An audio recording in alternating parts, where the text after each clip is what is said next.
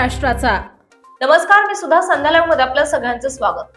ओरडलीस तर अजून मारू अशी धमकी देत उपचारासाठी आलेल्या एका 60 वर्षीय वृद्ध माऊलीला चक्क डॉक्टरनेच कानाखाली मारल्याचा खळबळजनक आरोप झालाय। हा धक्कादायक प्रकार घडलाय पुण्याच्या नरे परिसरातील मयुरेश्वर हॉस्पिटलमध्ये। गुरुवारी एका 60 वर्षीय वृद्ध महिला आपल्या सुनेसह या ठिकाणी उपचारासाठी गेल्या होत्या।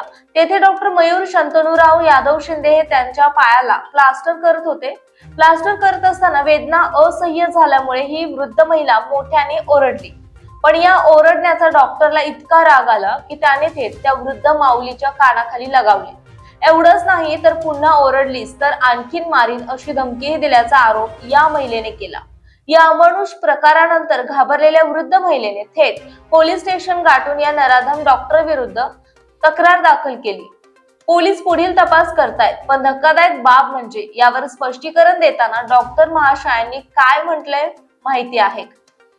उपचार दरम्यान रुग्णाला नियंत्रित करण्यासाठी अशी हाताळणी करणे हा आमच्या प्रशिक्षणाचा भाग आहे, असा अजब आणि निर्लज्ज दावा या डॉक्टरने केलाय। ताज्या आणि महत्त्वपूर्ण बातम्या पाहण्यासाठी आजच आमच्या संध्या लाईव्ह न्यूज चॅनलला YouTube वर सबस्क्राईब करा आणि बेल आयकॉन प्रेस करा।